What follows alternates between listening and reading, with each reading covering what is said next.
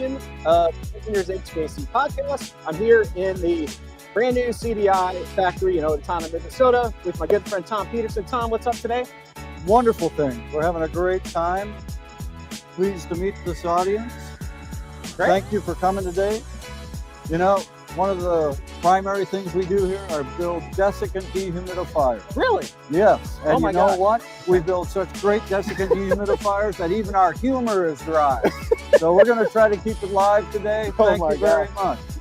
The good thing about doing these online is you can't see when people don't laugh at our jokes. So it's great. Excellent. I think I can hear it though. You know, if you listen really hard, I think I can hear them laughing out there somewhere. In my mind, it was like you just shattered the internet with or they just spit out their coffee. I hope you got some coffee. Getting ready for our time together today. Thank you. Well, thank you, Tom, and I'm looking forward to it. We would love, so we're going to start here in about 9 minutes, so we would love if you could drop a little note in the chat that you can hear us. It's okay. This is the first time we've done this on location from a factory, so this is kind of exciting and a little terrifying, to be honest with you. But did you notice how his voice went up when he said, "First time we done it at the factory"? That's right. So we're breaking ground here, buddy. One more time. We are not only are we breaking ground, but we are going to be like moving this thing around the factory. So we have this amazing cart here. I wish you could see it. Good morning. Good morning, Ray. Hey, how are you? You see Ray here all the time. Courtney, good morning. Jimmy, good morning. Let's see. Charles, good morning. Charles can hear us. Thank you all so much for joining us. Please drop your name in the chat here. We'll give you a shout out. Corey Nelson says we look and sound great. Hey, that's a first. LinkedIn from Arkansas. We look great. You know, we look great. You know. Yeah, man. I love it. I love it. So we're going to be talking about active desiccants. This is going to be a PDH qualified event. So at the end of the show, we're going to do 1 hour for your PDH, and then we're going to move around a little bit and talk about CDI, which is a brand new facility we're at. We're going to show you some amazing units. There's a unit in here being tested to minus 80 dew point, I believe, which is pretty amazing. So we're going to talk about that, and hopefully you'll learn a lot about desiccants. It's a great opportunity to learn what an active desiccant is and when you would use it. We've got one right here we're going to talk about. We've got a unit here. We're going to do a walkthrough for the PDH, and then after that, we're going to go in the back and do some other stuff. So thanks again for joining us. And Tom, how do you like the new factory? It's wonderful. We have been working on this for about 5 years when we first started the design, and a lot of people have been working with us to come up with the very best design possible. So it's pretty exciting. We started moving in back in December, and we're probably 99% moved in. Yeah. And now it's how can we fully implement and utilize the entire building. Boy, I'll tell you, stuff. Yeah, and if you're an engineer, an owner, or even a contractor, you want to learn about active desiccant dehumidification, this is the place to go. I mean, it is so set up to, when you come in, to give you a full immersive view of experience of desiccants, how they apply to the unit. I mean, you can see the pre-cool coils, the first stage desiccant, the intermediate coils, the second stage desiccant, the post-cool coils, and just like, there's something about seeing it here in the factory versus seeing it in person that changes everything, right? Yes. If you come, you'll see product that is just a basic dehumidifier, all the way up to something that, sometimes they get so complex, we actually have to put arrows inside the unit so the air knows where to go. Now, if you're just joining us, we do build some of the greatest dehumidifiers. Consequently, even our humor is dry. So that's right. We'll try to keep it live today. Thank you so much. Yeah, we're going to get started here in just a few minutes, and I've been looking forward to this. Tom, if you don't know who Tom Peterson is, he goes by Dr. Dry online, and they have a YouTube channel with a bunch of desiccant dehumidification stuff. Jason, good morning. Thank you for joining us. James, good morning. Thank you for joining us. Paul, good morning. Thank you for joining us. I trust we're coming in loud and clear. Hey, you got a That's Funny by Jason. All right. We got a what? Jason says that's funny. So you got somebody laughing, so that's good. And if you're just joining, we're going to get started here in about 5 minutes. We have a little countdown timer there. And we're going to be talking about understanding active desiccant dehumidification in terms of what is it? How does it work? When would you use it? So we're going to do a 1 hour PDH session on that. You can email me after the show, and I'll send you the certificate. We'll put the email address in the chat. If you're watching this at a later date on YouTube or listening to this in our podcast, just look in the show notes of the YouTube description, and you'll see my email address, and you get some PDH credits and you learn. So after the 1 hour, we're actually going to go to the secret, like Willy Wonka testing room over here and see some amazing units. I mean, I've seen some stuff in here I've never seen before. 30,000 CFM units producing minus 80 dew point. So that's low. Yep, right here in Owatonna, Minnesota. Minnesota. Thank you for joining us live here in Owatonna. Now, Tony, you recognize that's an Indian name, right? I assume, yeah. But do you know what it means? I'm scared to ask. What does it mean? Land of the great desiccant manufacturing. Now, how those Indians knew that we were coming, I do not know. I was laughing so hard I had to walk over there. I bet Courtney's getting a big show. Courtney gives us thumbs up. So yeah, thank you so much for joining us. We hope to have a little fun today, as you can see. Charles says, huge thanks. Oh, the Dry Tools app. Oh yes, we're going to show that in a minute. But you can go to CDI's website. I use it all the time. It's a great psychometric app. Probably one of the best in the industry, of course. And so thanks for joining us again. We're going to get started here in just a few minutes. I'm going to adjust this cart just a teeny bit here. This way. There we go. And we're going to do a little PDH class for an hour. Yes. Ish. Yes. Please ask questions. And I brought my demonstrative toys. I love it. Demonstrative toys like this one. Whoa. Isn't that awesome? Get out of the way. This represents what's inside this sphere is 13.5 cubic feet of air. So at 70 degrees, sea level, 50% relative humidity, what's inside here weighs 1 pound. 1 pound. Because we two drains and 1 pound on your head of dry air. A special shout out to my son Nate, who's back here behind the camera, helping us today. My first work event with my son. So his feet probably are a little tired, but I think he's doing a fantastic job. So good job to Nate. Yes. It's been a pleasure to get to know Nate and the rest of our crew too. We have Tracy Sealhammer behind the scenes. He has his video production team shirt on today, and he's helping us move lights around and parts around as we try something that's very unique for Tony. Yeah, I think this could be the first live active dehumidification desiccant PDH ever on LinkedIn in the world. Or ever?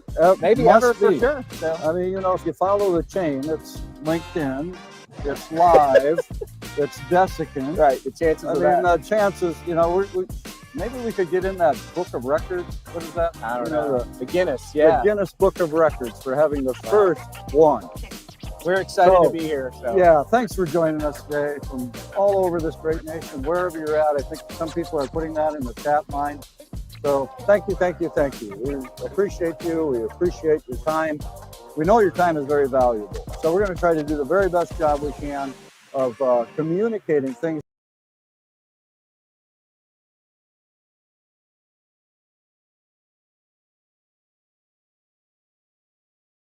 So, gonna get in 50 seconds. We'll get started here, and thank you again for joining us. We're gonna do a 1 hour PDH on active desiccant, so it's a very unique opportunity to learn from one of the leaders in the industry, not only Tom Peterson, but his company and all the people behind him. And we actually have some units here, which for me helps me to learn a lot better than just learning on paper and a PowerPoint. So please stick around, and thanks again for joining us. Please drop your name in the chat. We'd love to hear where you're from. I see Charles is from Oklahoma, and they're wet over there. So, all right, we're going to get started here in just a second. Thanks again for joining us. We really appreciate it. And I'm going to move some stuff around on the screen here, and we're going to go ahead and get going.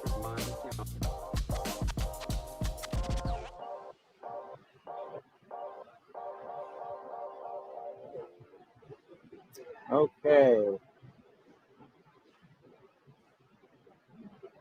All right. Well, thank you everybody for joining us. So, welcome to this special live edition of the Engineers HVAC Podcast. This is the first for us. We're actually on the factory floor at CDI in Owatonna, Minnesota. And CDI is a manufacturer of active desiccant dehumidification products and critical environment air handling units.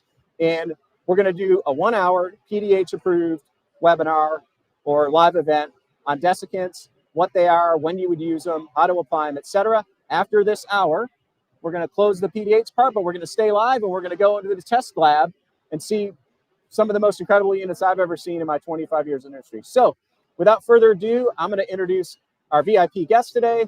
You know him as Dr. Dry. I know him as the master of the psychometric chart. Does that sound good? Was that funny? I don't know if that was funny.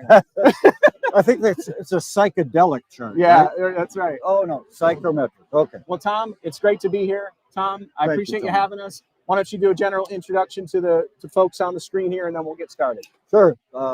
Thank you for coming today to our factory here in Owatonna, Minnesota, where we manufacture these desiccant-based dehumidifiers. That's our primary core product, from a simple dehumidifier to a rather complex machine. So we're going to be talking about today, when would you use it, how does it work, and then walk through some of the differences that something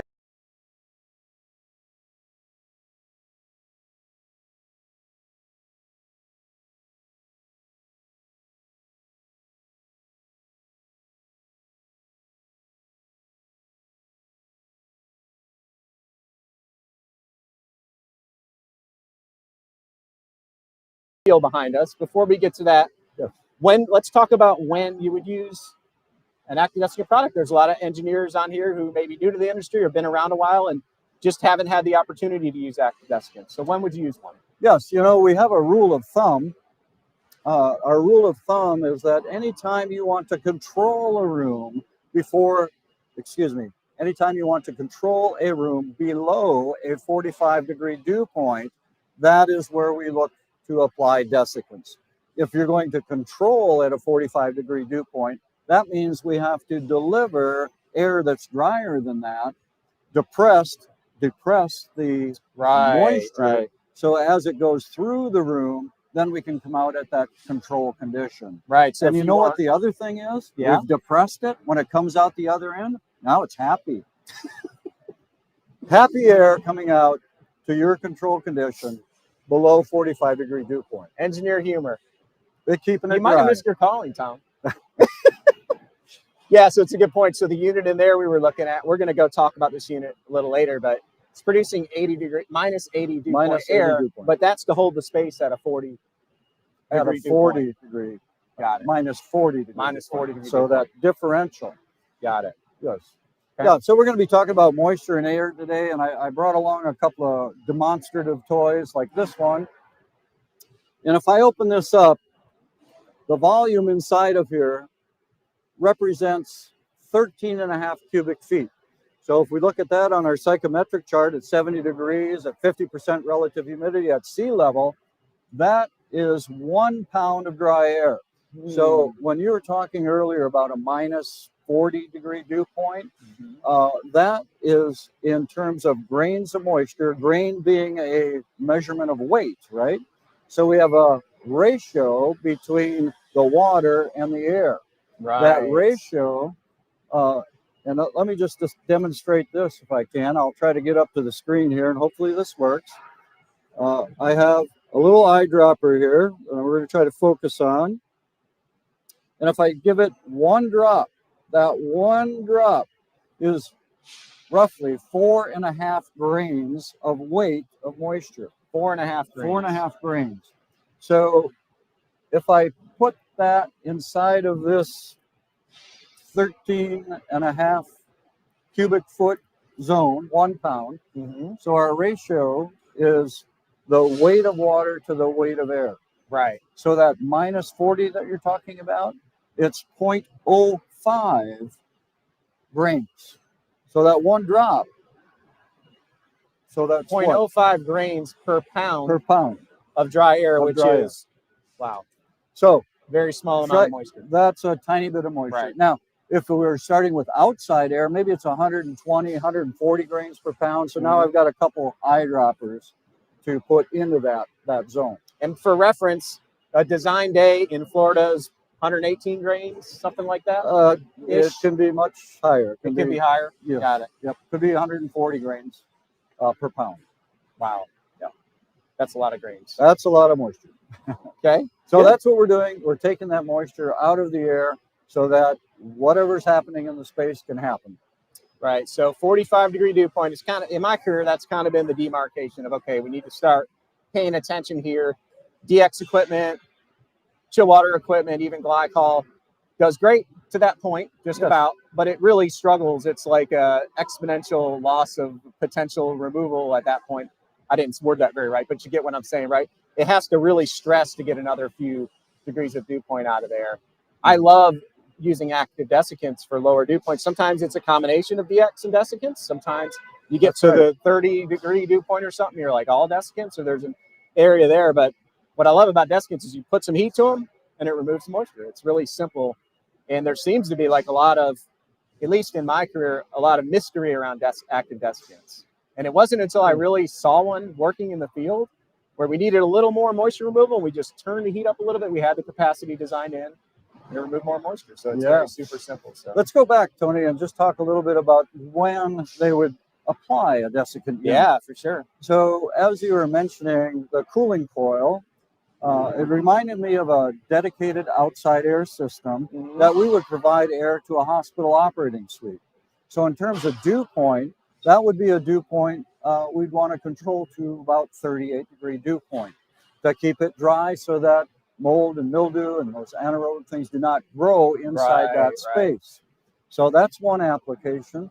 And we do a lot of those, right? And we do a lot of hospital operating suites. And because it's 100% outside air, that first dehumidification system is going to be that cooling coil that you talked about. DX, chilled water, whatever. The low-hanging fruit, grain removal is chill water. So if we're 140 grains down there in sunny southern Florida, we're going to bring that down to a 50-degree dew point, something like that. You know, we can get that out of a cooling coil fairly easily. 45-degree chill water, something around 50 degrees saturated with a fairly deep coil, 12 rows maybe, something like that. Low velocities. We want to run low velocities when we're hogging off that much water. So that's the first stage. Then the second stage, we're going to go through that desiccant dehumidifier, and then we're going to deliver to the space about 15 grains of moisture as it's combined with the existing air handling system. So that's one application. But there's a multitude of applications that we kind of categorize. There's condensation control. What's that? When we don't want moisture to condense in the room. So one of the applications that we do frequently is in food processing.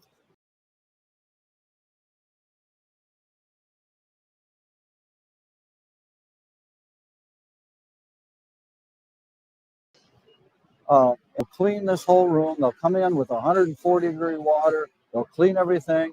And now we have to pull that room back down because it's just saturated. It's dripping all over the place. And they can't start production again until it's cleaned out. Cannot go to work until we dry it out.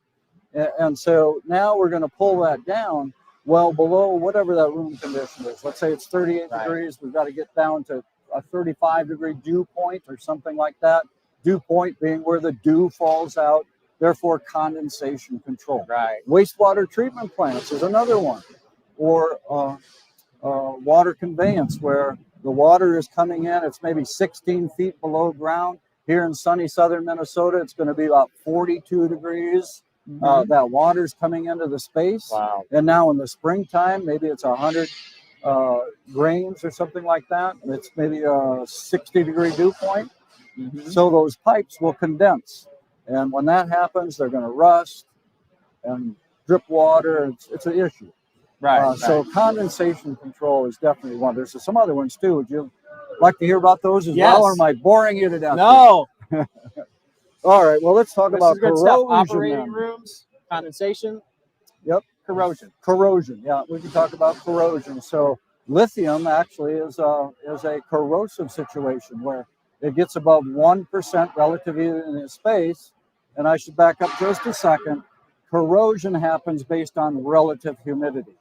Condensation is based on dew point when the dew falls out. I didn't know that. But we move over to corrosion, and so for instance, in ferrous materials like steel,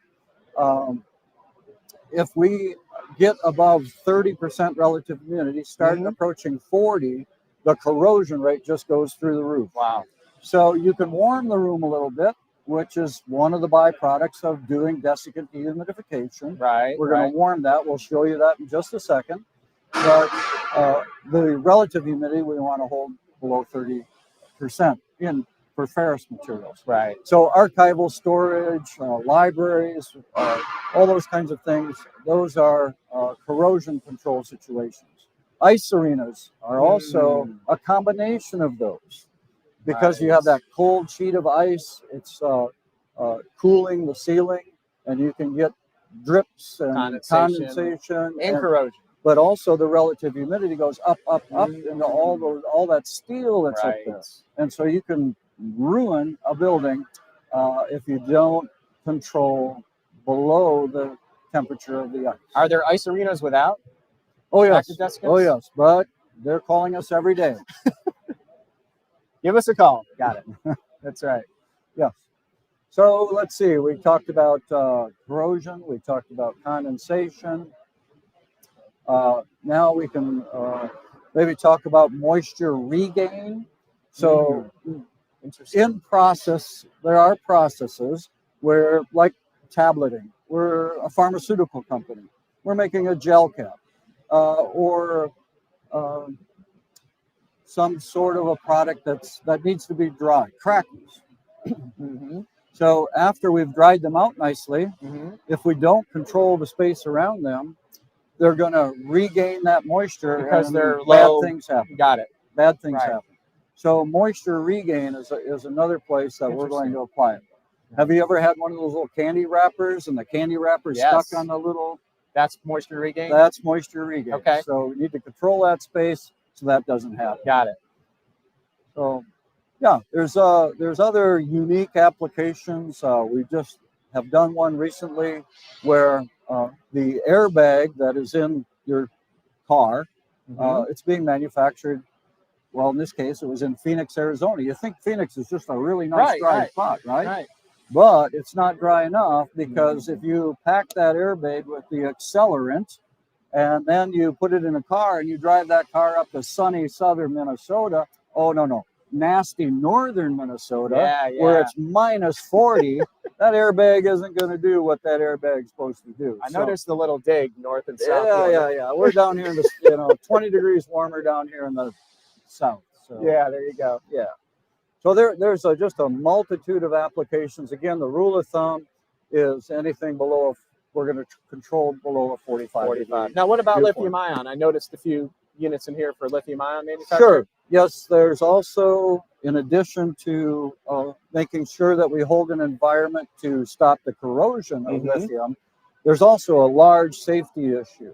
Above 4 or 5% relative humidity, it can actually combust or explode. Got it. Very important not to do that. Yeah, we don't want to do that. Good. Yeah.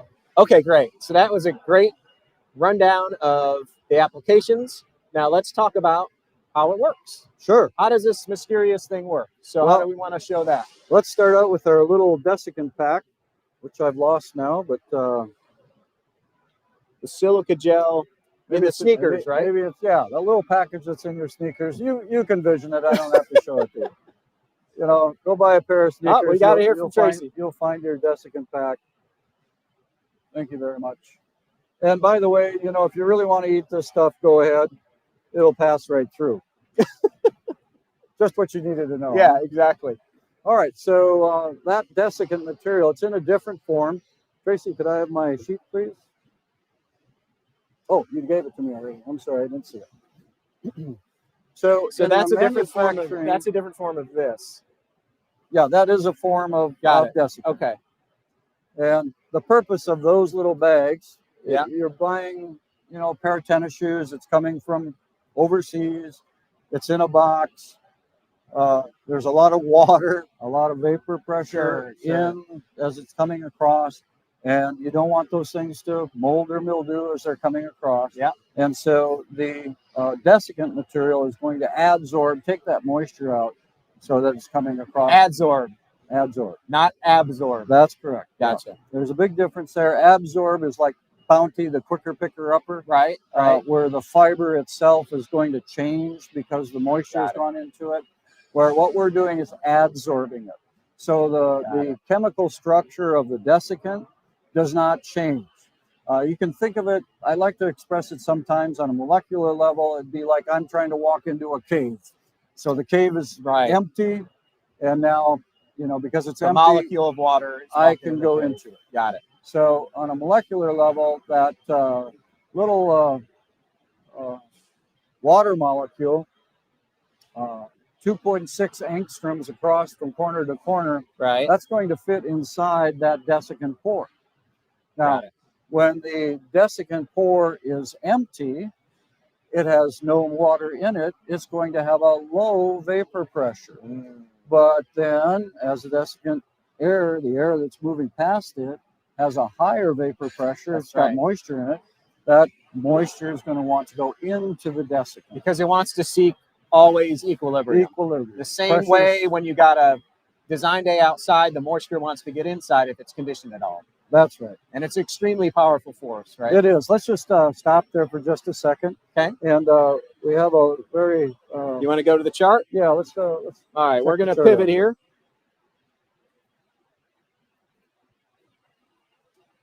So on our fancy psychometric chart here today, the vapor pressure is over on the right-hand side of your chart. So anything that's on a horizontal line across that chart is going to be that specific vapor pressure. So today,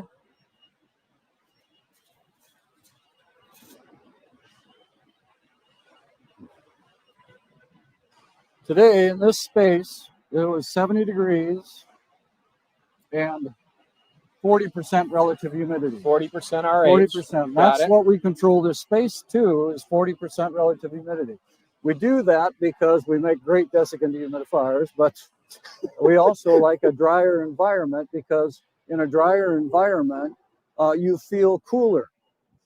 The body evaporation happens so that you can feel cooler. Anyway, so we're 70 degrees, 40% relative humidity. And if I type those numbers into the calculator, I'm going to come out at about 1/4 inch of vapor pressure.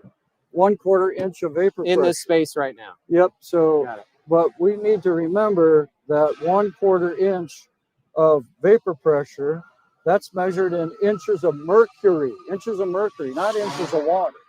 So if we want to think about it in terms of something we recognize on a daily basis, we're going to convert that, and it comes out, and that's roughly equivalent to about 3.5 inches of water column pressure. Very significant force that's going to then want to move that moisture even across airflows. I can have a 500 foot per minute airflow going one direction, and that moisture can even travel through that airflow. Wow. So when we're talking about vapor pressures that are essentially getting very low on our chart, getting down into the near zero. So why that's important is people have this misconception: if I just pressurize the building a little bit, then I'm okay, that the moisture's not going to come in. It doesn't care. Well, it does care, but you have to have an enormous amount of interior pressure. You can't get there. Yeah, you cannot get there. Like in this example, 3.5 inches of pressure in the building, you're not going to do it. It'll go through blocks. It'll go through. It doesn't matter. Right? Yep, moisture will move right through block cement. That's called permeance or permeability, depending on how much resistance there is. If you need to stop that, like they do in the lithium battery manufacturing, the walls are metal. That you just can't get through that. Yeah, you have to stop all of that.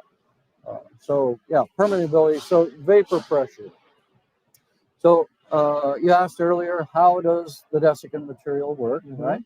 And so it's a pore. So air that's going past it has the water in it, has a higher vapor pressure. That pore is empty, so it's going to move into that pore. Right. All right. If you can grab my little sheet over, that'd be great. So how this material is manufactured, we start with something that looks like paper. It's actually a fiberglass substrate, and now we corrugate this, flat sheet, corrugated sheet, flat sheet, corrugated sheet, and that is then made into a desiccant rotor. This is just a tiny.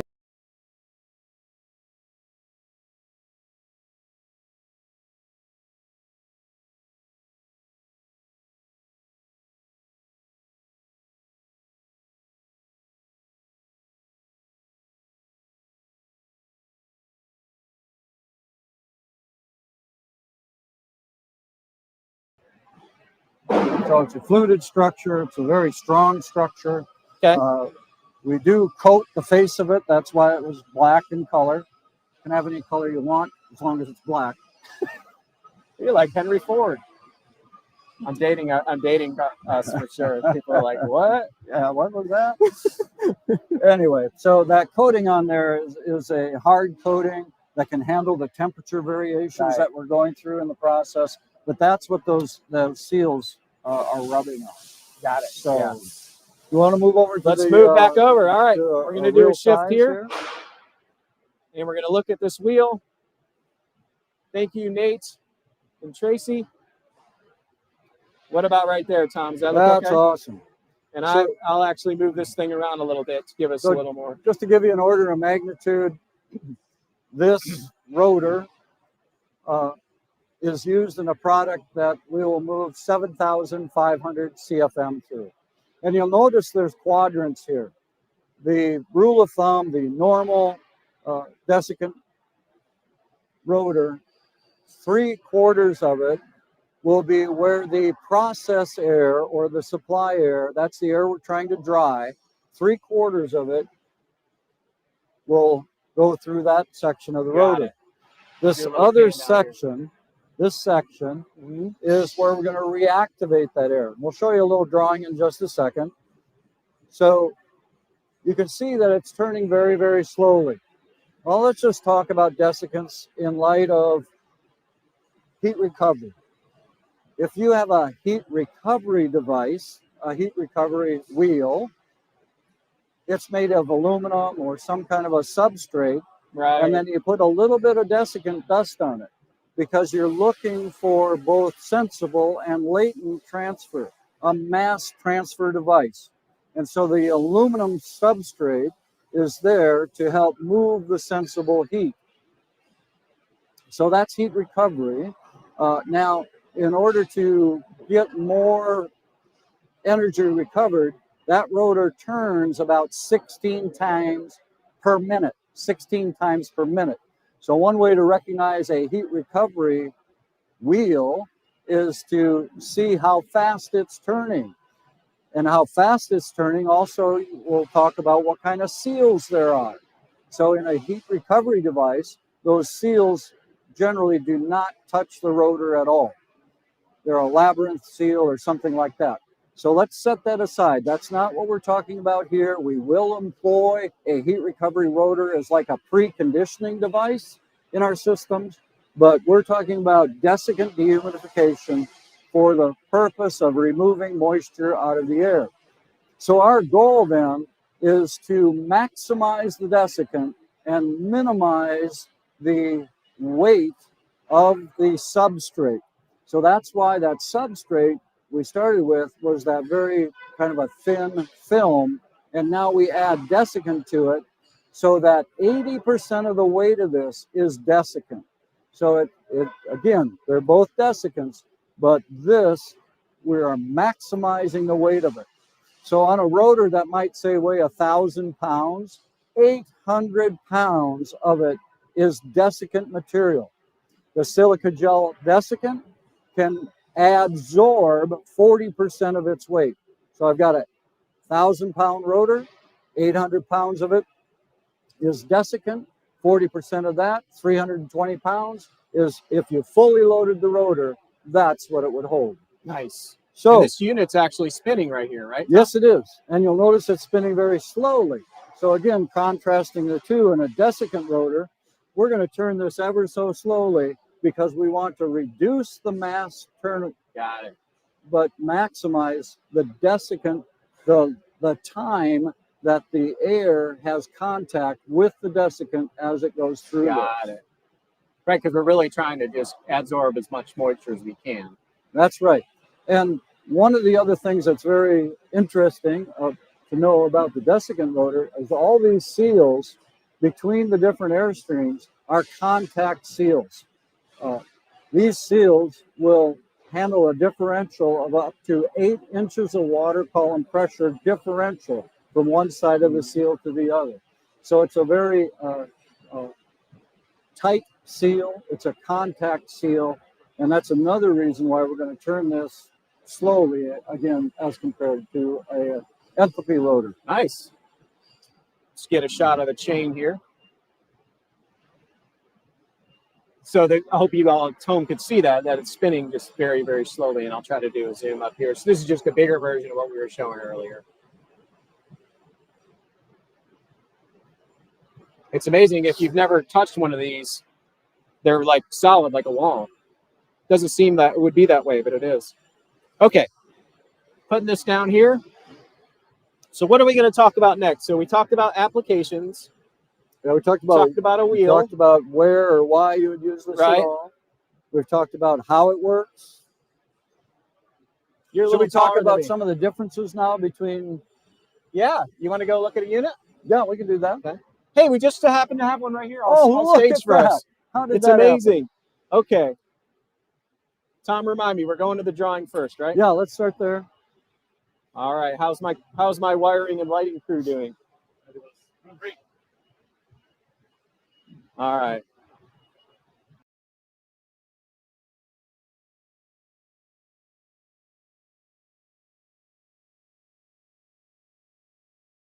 Yeah, so the sample was a 48-inch diameter.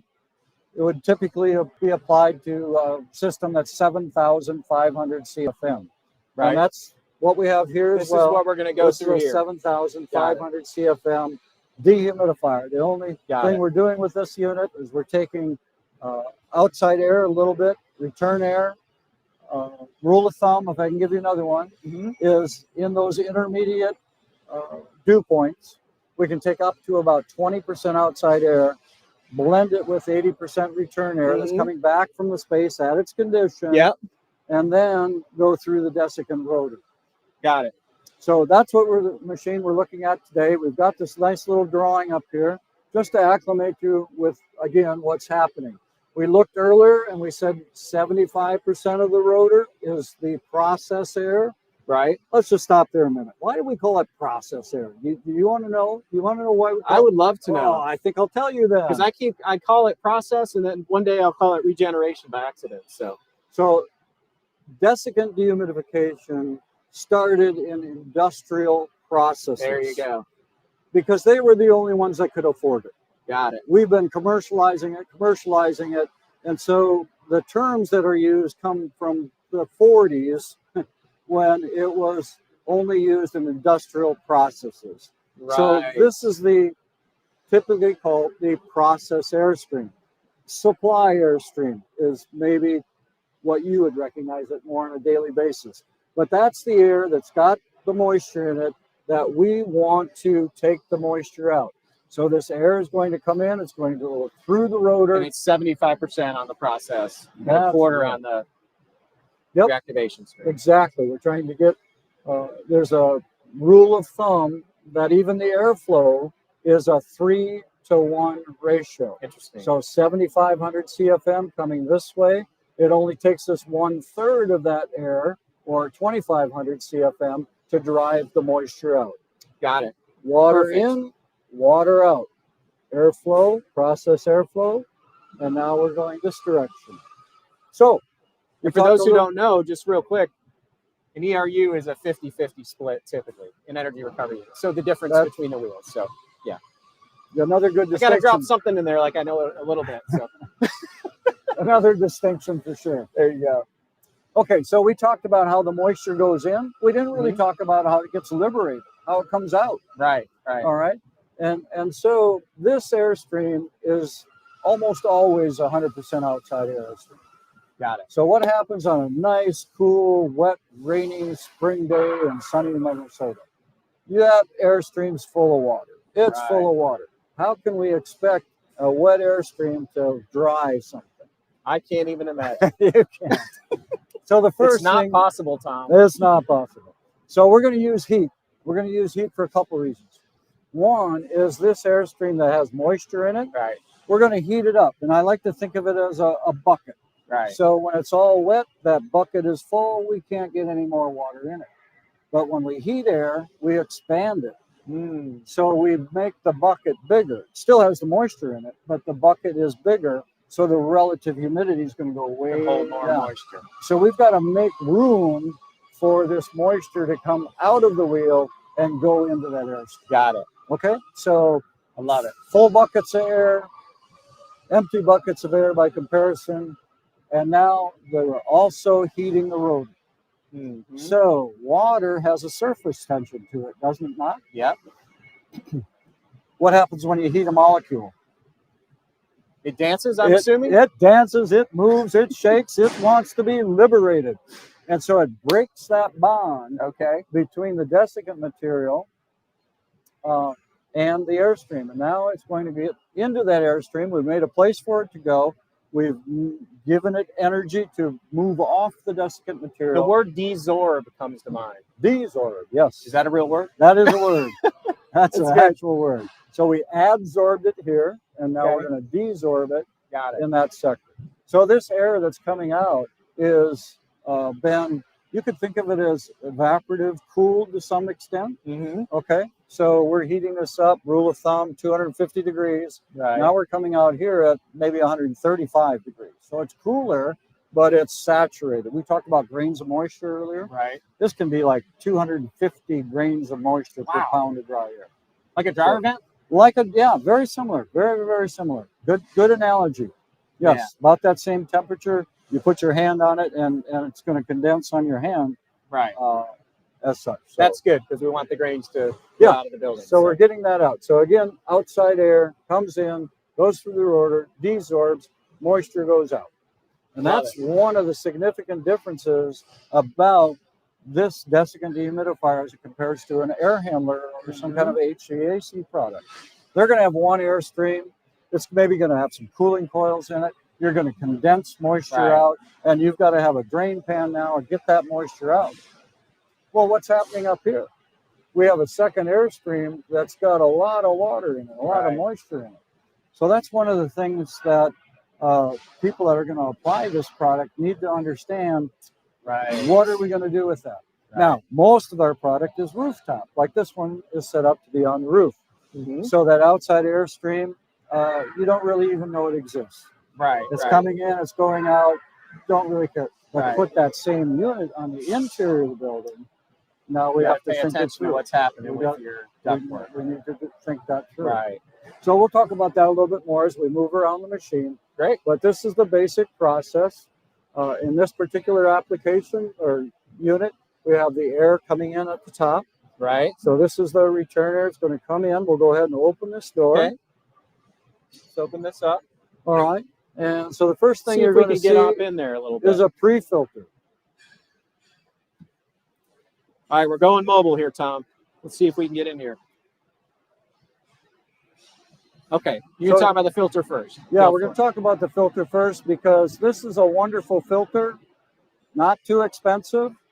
That rotor is a very expensive filter. Right. So we need the pre-filter.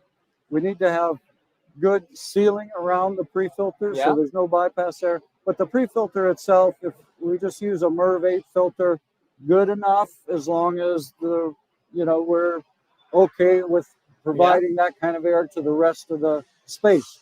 In a lot of these applications, though, we can go all the way to HEPA filters as we get through the process. But we're talking about pre-filters, so this is a MERV 8 filter protecting that rotor that's inside. See if I can get in there a little bit. Oh, nice. So there's the actual rotor, and this would be the reactivation. This is the process inlet, so you can see. Oh, it's the process. So we've got 75% of the box. Behind that is 75% of that rotor. Oh, I see. So the tunnel on the right is the 25% reactivation tunnel. That's correct. Okay. So if you were to take all those filters off, you would see the 75% of the wheel. Got it. That's correct. And that air is coming from the top of the unit in this case, or? In this particular case, there's going to be an outside air hood on this side. Got to it. bring in outside air, and then the return air is coming in the top. Got it. So that can be configured however you want it. Okay. So that air is coming in, going through that way. We saw this little tunnel over here earlier, and here's the reactivation fan. So this motor on the outside to protect it from that really, really wet environment. Right. So this is a plug fan, stainless steel construction. The rotor, the wheel, the fan impeller also needs to be either aluminum or stainless steel, because that again is a very, very wet environment. Right. In this particular case, we're going to discharge that air up vertically, and now there's a like a gooseneck nozzle or something to get that moist air away from the unit so that we don't entrain it back into the outside air, which is on the other side. So positioning of reactivation air with process or inlets or outside air, it's important that we think through that so that there's no crossover between the two. All right, can we walk around this way? Yeah, let's do it.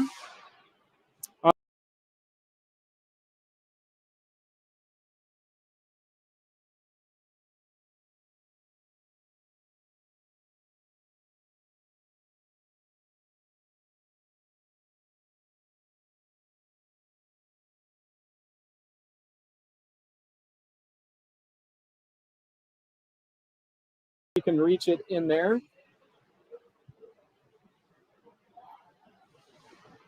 All right, so this is an access panel that allows for the wheel to be removed. One of the common questions we have from time to time is, how long does the rotor last? Well, if you do a good job of pre-filtering, then it depends on what else might be in that airstream. So we didn't talk about product drying earlier, but things like sausage, product drying, there's fats and oils that are in there. So those systems probably only are good for about 3 years. Contrast that with a hospital that's very, very clean, that can be a 20-year life. So the rule of thumb, and remember that's dangerous, rule of thumb is a 10-year life on the desiccant rotor. Got it. So we're going to open up this access door where we can get a good look at the leaving air side of the rotor. Oh, nice. So you can see off to our left is another plenum fan. So that's drawing the air, a negative pressure inside here. In our HVAC world, that would be like the supply fan, right? The process Correct. Fan. Supply fan. Yep, exactly. Got it. And then you'll notice some air through the wheel, and we can see the 75% and 25% split again. Yeah, and you'll notice some sensors in here. That is in the reactivation airstream now. So that air is counterflow, the reactivation airstream going this direction. We've just heated up. This one uses a direct gas-fired burner. Right. So the controls that we use need to modulate that amount of heat depending on the outside air condition. Right. And we can also modulate that to determine how much work this rotor is doing. Hey, desiccant is dumb. If that air is coming through and it has moisture in it, that desiccant rotor is going to want to glom onto it. It's going to want to take it out of the airstream. But maybe you don't want to over-dry the space. Let's go back to that ice arena for a second.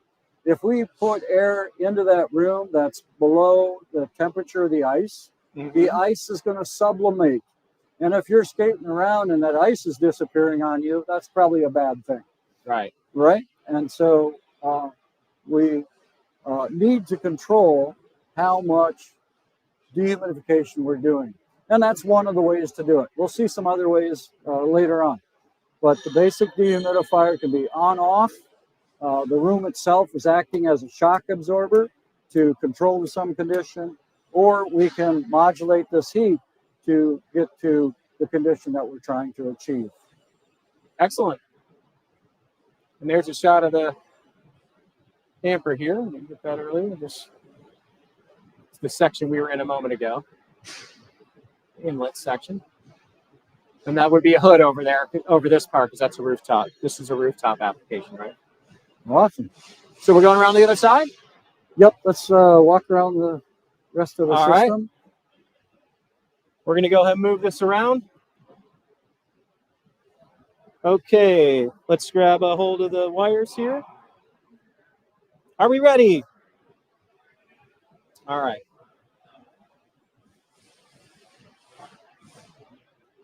We're moving around here again. Thank you all so much for watching. We're streaming this live from the factory. We hope that it's coming through good. You may see us drop out here and there because of the livenicity of this PDH thing we're doing, but just sit tight. It comes right back on in a second, it seems. So, okay, so we're going to open that panel up, Tom. Sure, this is our control I just system. want to know where to put this cart here. Here we go. Excellent.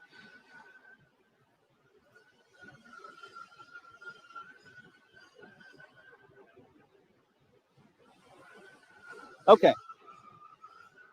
So we got to have some way to, since it's dumb, it could be a bumper sticker, by the way. Desiccants are dumb, but not when we, I don't know. We'll work on that. We'll work on that one. But so you got to have some kind of control. So what's going on in this panel? Yeah, let's just start with the high voltage. So we're going to come into a disconnect. We're going to distribute that throughout the system.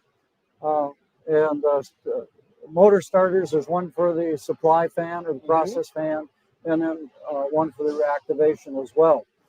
We talked earlier about this is direct gas fired, so there's high limit controls in here, the different relays. But this is the controller, the brains of the outfit, if you will. And so in our control system, we want to be able to control that temperature coming onto the face of the rotor to a specific set point temperature. And so there's a sensor that says, I'm too hot, I'm too cold, whatever.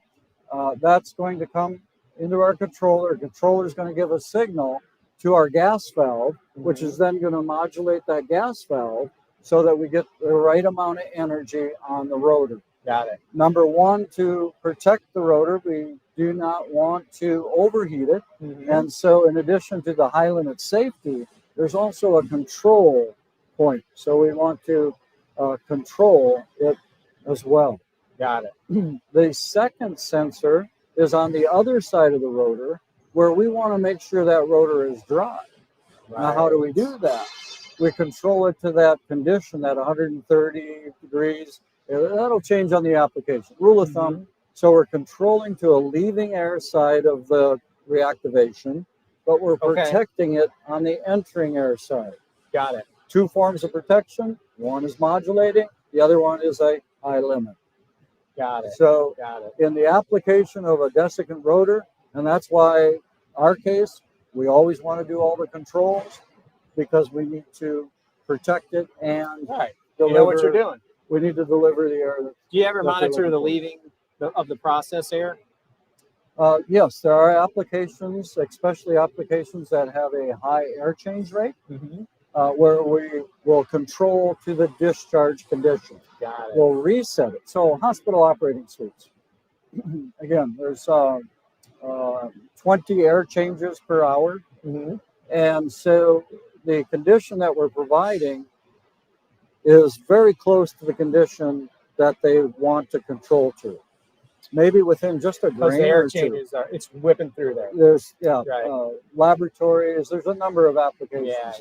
And so we will control to that leaving air condition, but have a room override. Very typical in a dedicated outside air kind of a scenario. Got it. Yes. Got it. There are also control systems that are space conditioned. Let's go back to the wastewater treatment plant. Remember that water came in and it was cold and the air on the outside of it could condense on it? So we want to control to a dew point below the temperature of the pipe. Right. So we put a sensor on the pipe, which is a sensible sensor. 42. Saves energy too, because you don't have to overshoot. Right, because you don't have to dry it to here. You just keep the two floating like this.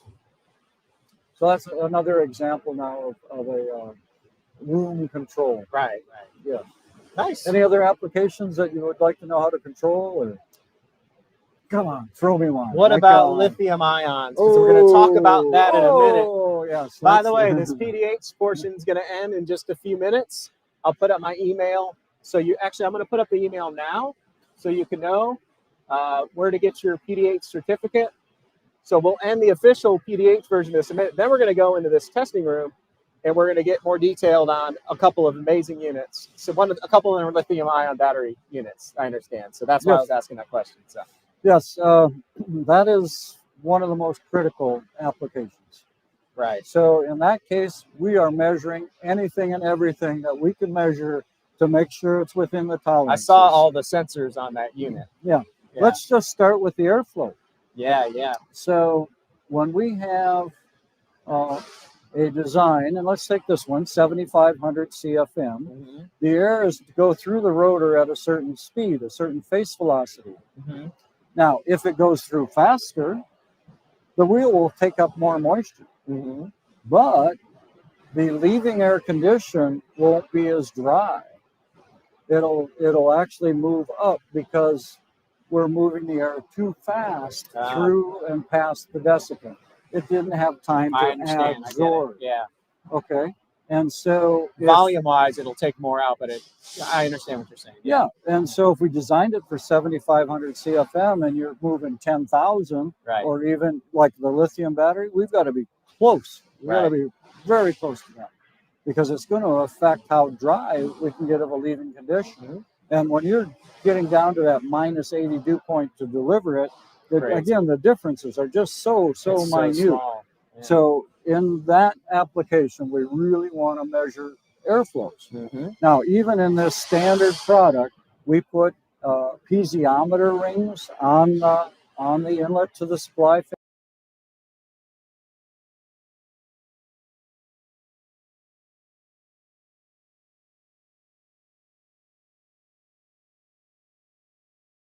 Right. So that during start, we're going to measure everything, make sure it's within tolerance and specs. You're trying to control to a room condition, but we need to know every point in the machine in that application. Excellent. This application, the more simple ones, you don't have to be that tight. If you're drying the air at a certain temperature, you're getting what you need out of it. Yes. Or you're heating the air at a certain. Got it. Yeah. So how is this? What kind of heat are we using here? Can we talk about the gas train? Yes. The heat a little bit. Okay, team, we're moving. Okay, we're going to look at the gas train here. Yeah, so if I can just back you up just a second to acclimate our guests. This is an outdoor unit, so I'm standing by the outdoor inlet hood for the reactivation. That air is going to come up, enter in, and again, we want to filter it. The filter access in this case is inside this hood. So outside air, it's filtered, and here's our direct fired gas burner. So this air could be coming in at 40 degrees. Now, some applications like food processing, we're going to take moisture out even in the deepest, darkest parts of winter because the moisture is created inside the space. So that's a different application. In an ice arena, because most of the load is outside air, the unit is idling during the winter conditions. It's spring and fall when it's really doing a lot of work. So direct fired burner, we're going to take this air, we're going to heat it up to some condition and go through the rotor. The gas train down below here, the gas is entering. This one is a low pressure system, so we have a low pressure regulator. Dual blocking valves come through. This is the modulating valve where it's going to modulate the flow up into the burner. And now the gas is injected, drawn into the burner, and you'll see a flame that's behind these baffles. This is a similar type of burner that would be used in a direct-fired makeup air system, but we derate them because we don't want the flame length that you can achieve or allow in a direct-fired makeup air unit. So this burner is being rated so that flame stays back within it.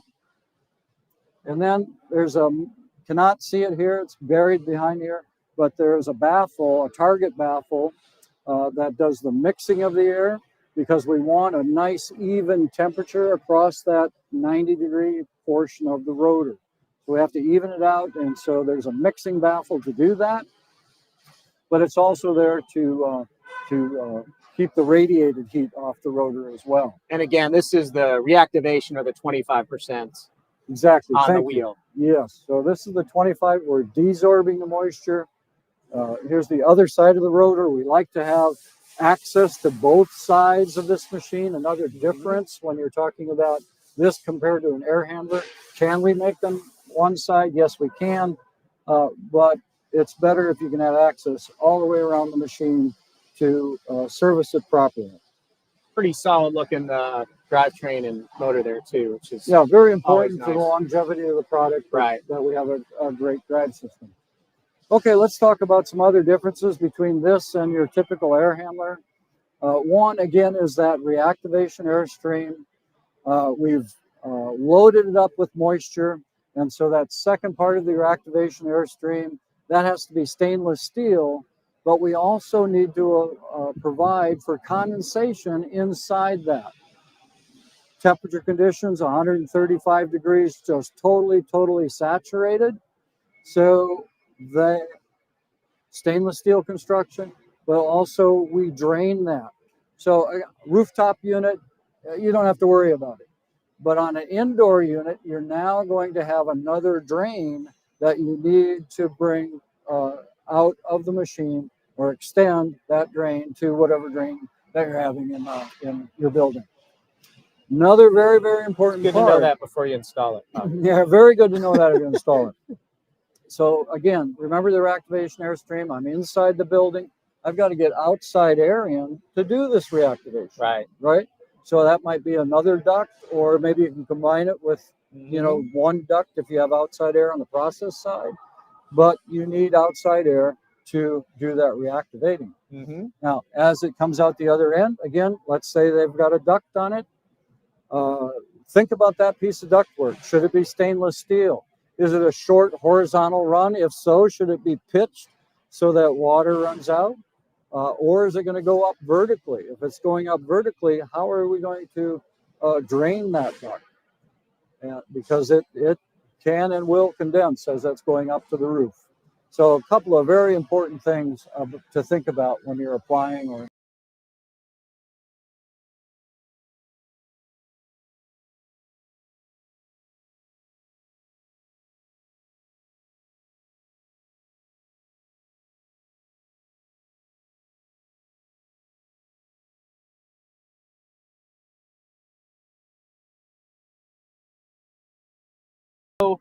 in to see some actual units that are being on the test stand here. We're going to talk a lot more about the application and the flow of the units. There's units in here doing minus 80-degree dew points, so please stick around.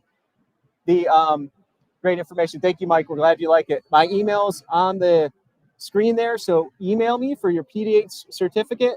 Thank you so much for listening. This ends the PDH portion, but we're going to hang out and do a little more, I don't know, until our feet get tired. I don't know. Now we can do whatever we want. The PDH part's done, right? But we so thank you all for watching. So thank you so much. So Tom, thank you. That was great.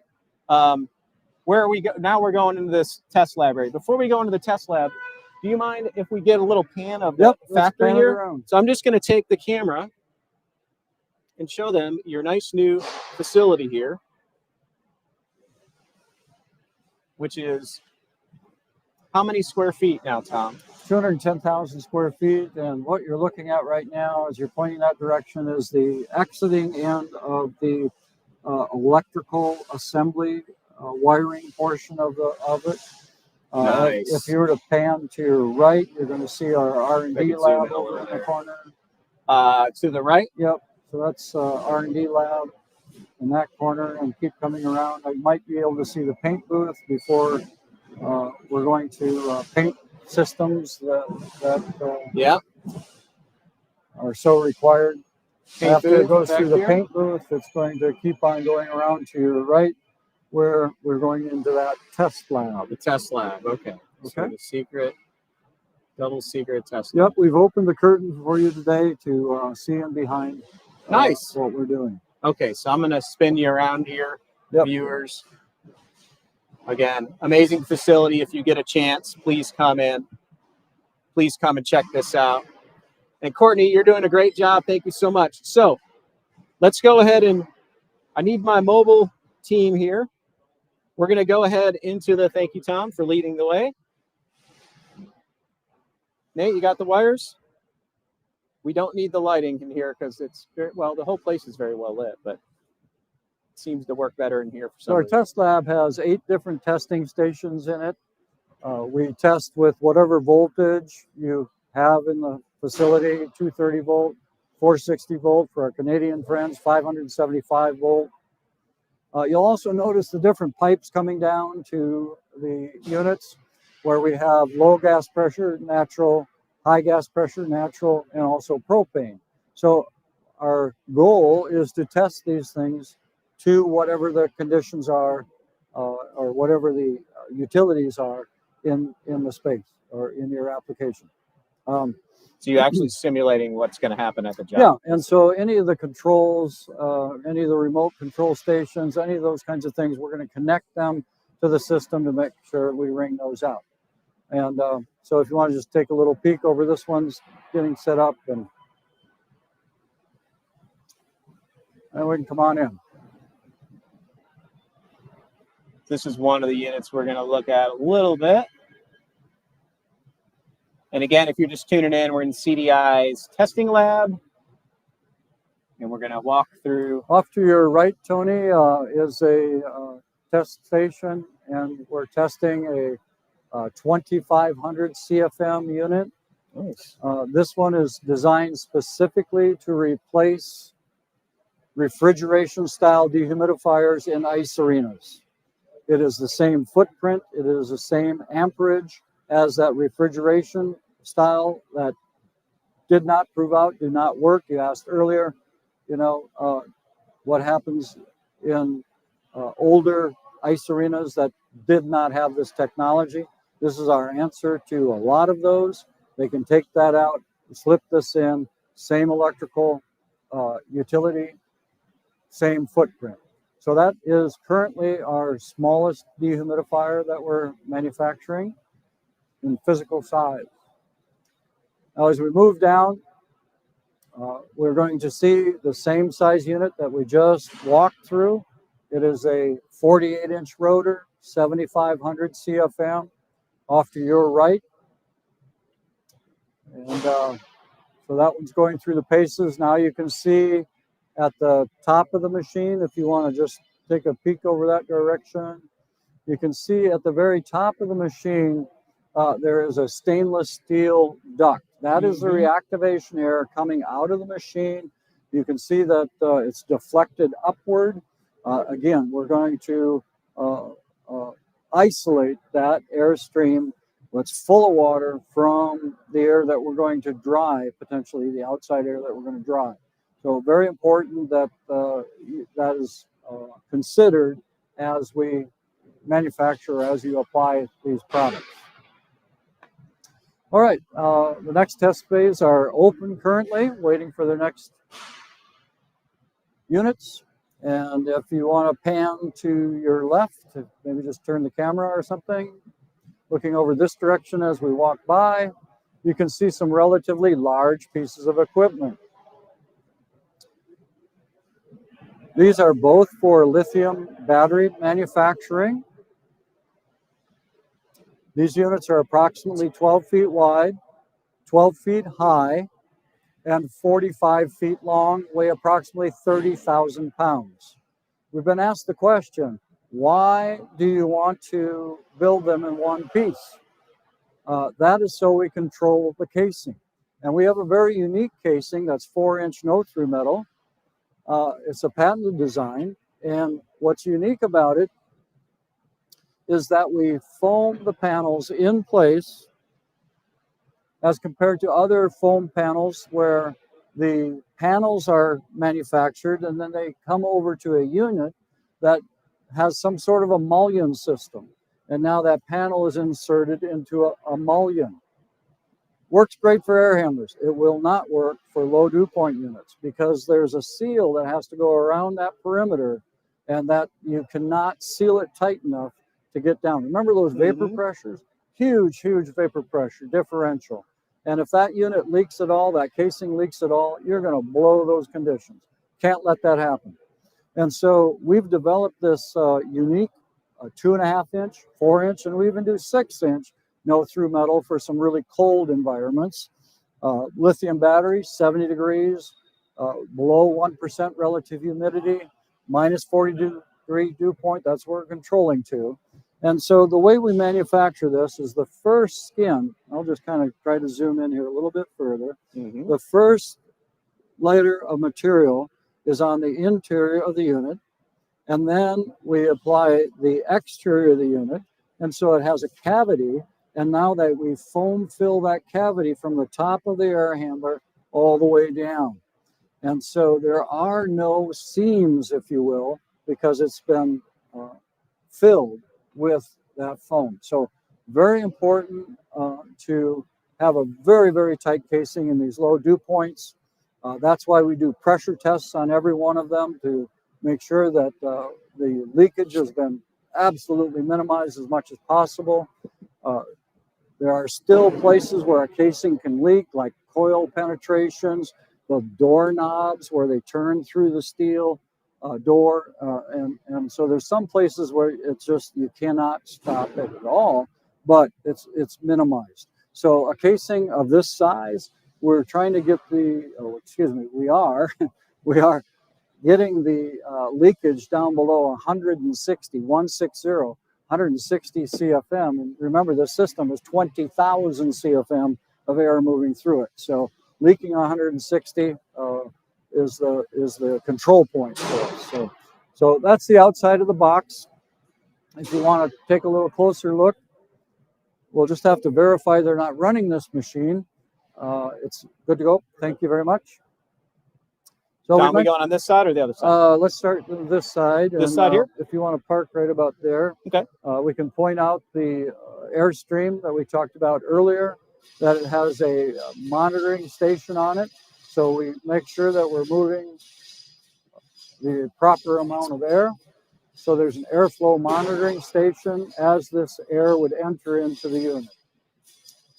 As we get down the unit, now one other thing you're going to notice about these low dew point units is that they have a single point latch.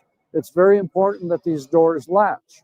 And I don't know how many times I've been out in the field and that top latch, it's too high, and so people don't latch them. So single point latch, very important. Again, no through metal casing. So the air is entering in. We're going to pre-filter, and then we're going to pre-cool. When we get to the other side, you'll see the rest of the cooling. Can you show them the side of that door real quick? I think it's a great example of a finished casing. So this is just when you're looking at the door, we were holding up that foam panel construction earlier. Yep. So that foam panel is over here. Right. And then the door is also a no through metal door. You can see the thermal break right here. That piece of black, is it? I want to use the word plastic, but that's probably not right. But yeah, it's a resin. Got it. Mm-hmm. And you can see it on the door here too. Yes. Is that it? Oh, yeah. Okay. Yeah. So this is isolated from this on the door, and then this is going to seal against here, and then another seal. So the door has two seals on it. Got it. One door seal here, the other one on the frame, and like you said, unlike very, very important that these things don't leak. Unlike standard HVAC, which is 99% of what I work on, a little infiltration of the unit's not the end of the day, but here it could be a major deal when you're trying to get these kind of dew points. Thanks, guys. So as we move to this section, we've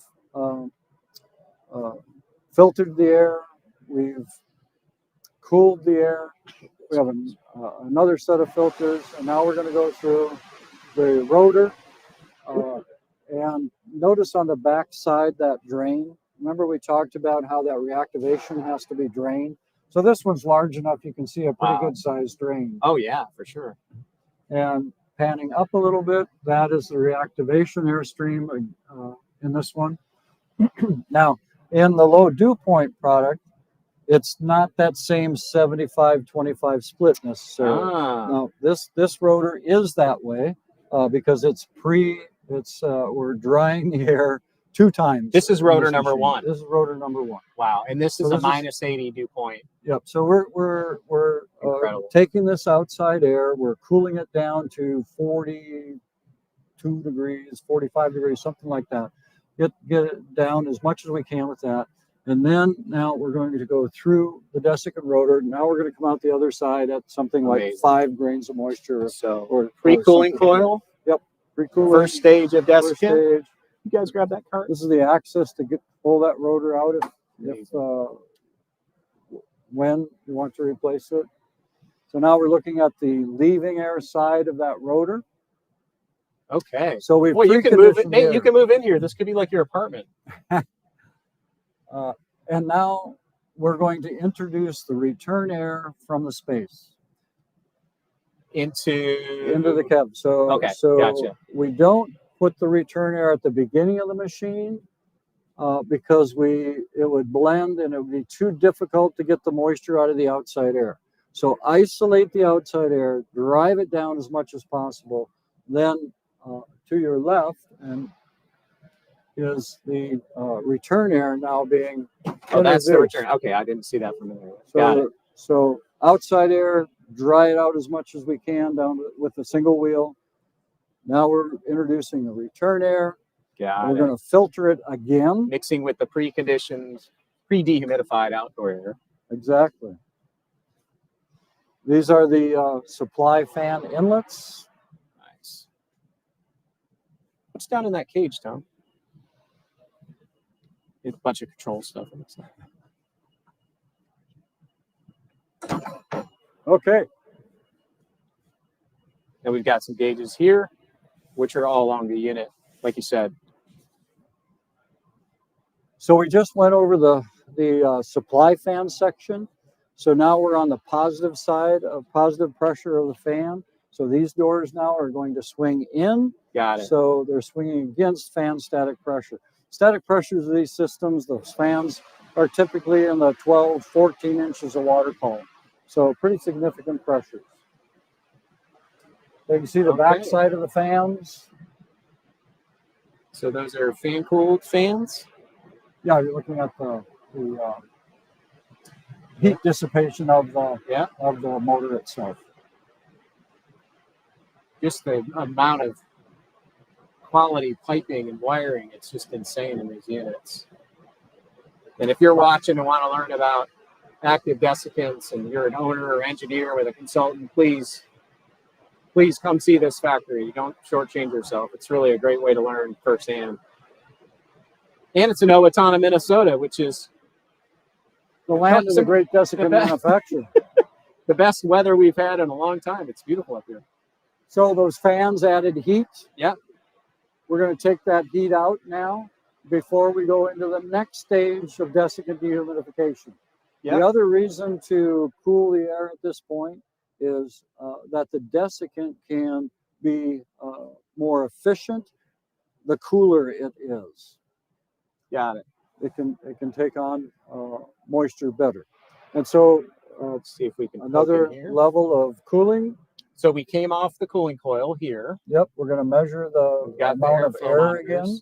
And somebody asked a question in the chat, are those thermal dispersion airflow monitors? I believe the answer is yes. They look like Ebtron to me. That's correct. Maybe perhaps an Ebtron person asked that question, but that's okay. We're okay. Quality manufacturer. Okay, now one significant difference with this rotor is how we dry it out. Okay. In order to get down to that 0.05 grains per pound, we have to use dry air to dry the reactivation. And so that processed air, we're going to take a portion of it and we're going to purge it, if you want to use that term. We're going to bring it back around to dry the rotor. So we have to have very dry air to dry the rotor so that it is empty enough, if you want to say it that way. So as it goes through the process side, the supply air side, it can pick up that moisture again. Got it. So Right, because the that- outside air is too moist. Got too much grains in it. It's too grainy. That's too grainy. That's right. Okay. And that's a wheel pull Yep. access, right? So So whenever now- we see the handles, it's either a coil pull or a wheel Yep. pull. Notice it's wider. That the first rotor we looked at is 200 millimeters in thickness, or 8 inches. Right. The time that the air sees the desiccant, because again we're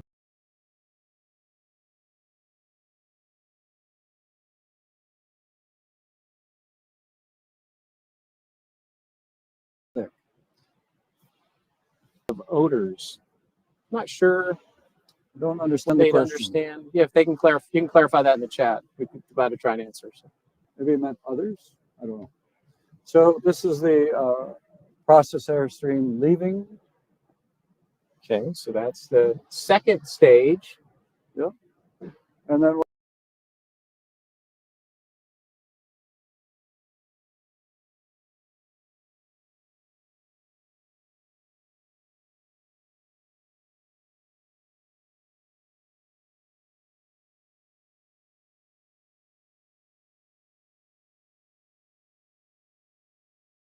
to your right is going to be another cooling coil. Now this coil is sensible only, so it's going to be thinner. We don't need, as much time for that air to be on the coil, so it's sensible only. Notice there's still a drain pan here, and that's for the startup or pull down, when they're pulling the room down to its condition. Another interesting thing about desiccant dehumidification is in applications is to consider pull down. We once did a library where they put tons of books into this room. They put them in some nice shelves, nice and tightly packed together, and we were given a certain load. And what happened is that those books kept giving up moisture for a very long time. And so the solution was to take one of our rental or mobile type systems that are used for drying out after hurricanes and floods. And so we have a mobile product line to deal with those kinds of things. So that was applied to this project just to pull it down at the very beginning. Wow. So if you're applying this to something that has some sort of a beginning load, then we're going to need to help you think through that as well. So pull down. Now, leaving the unit then, final filters, and then another airflow measuring station. Gotcha. So that's all 45 feet of this nice Impressive. system. And the leaving air again? It will be something just slightly below 70 degrees because the air turn rate is so high. And the leaving air condition is a minus 80 dew point. Wow. I need some chapstick just to be in here. Excellent. Now, how long does something like this take these days to manufacture? To manufacture? Yeah. From the time we start bending metal until the time it leaves, it's approximately 8 weeks.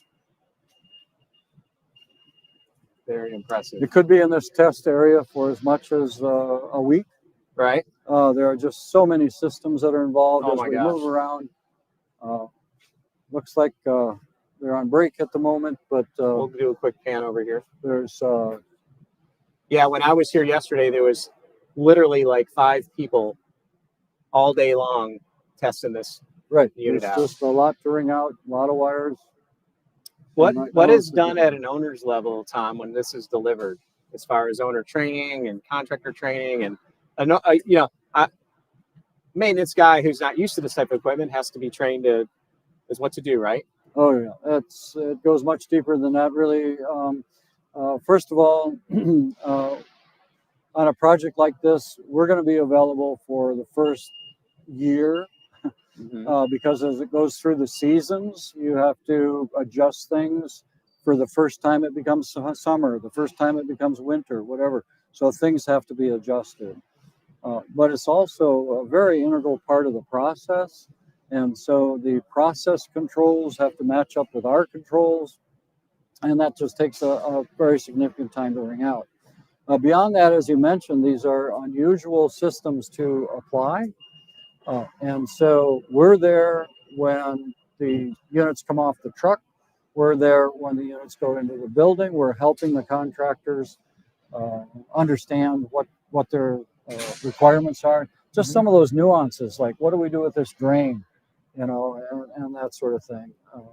Making sure that the right sensors are put in the right spots in the space. Right. There's a lot of coordination on a system like this. Right.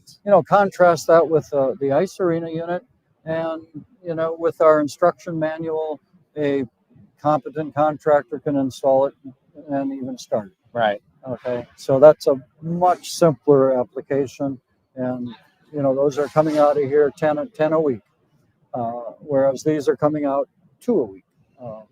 And so a lot of field support is required. I bet. So how does someone learn more about CDI? Ask. Go to the website, right? Yeah, website. Watch your videos. If you're in the Carolinas or Georgia, call Insight Partners. That's right. Or you can go to your website and find the contact information, locate your local rep. I can just tell you, my 25 years of this business, if you are going to get into this arena, to use a lack of a better word, It's fun. Yeah, exactly. A factory trip's invaluable. Like, I've learned so much. This is I think the third time I've been to CDI. First time to your new facility. And every time I come here, I'm like, wow, I either forgot that or I just didn't understand that before, but it's such a great way to learn. So yes, thank you. And it is an educational process because it's unusual. Yeah. How many times do people run into this? It can be quite infrequent. Right. And on the other hand, if you start to specialize in it, you'll find it again and again and again and again. But getting that startup curve, that's why we have our YouTube channel with Dr. Dry, teaching about relative humidity and dew point and how it works. A lot of what we went through today, all of what we went through today is available there as well. Excellent. Yes. Tom, this was amazing. I'd love to do it again. You want to do it again sometime? Oh, yeah. Let's do it in the future. Baby. Thank you so We'll come much. up with some more dry Really jokes. I'll start making a note so we have them. But that we will. Awesome. And thank you so much for everyone. watching. We appreciate it. You can check out our YouTube channel at HVAC-TV on YouTube. Check out Climate by Design or CDI's YouTube channel on YouTube as well. A lot of great information there. And thank you so much. Please reach out to us for any questions or if you need help with anything. We appreciate you. Thanks. Thank you, everyone. Keep it dry.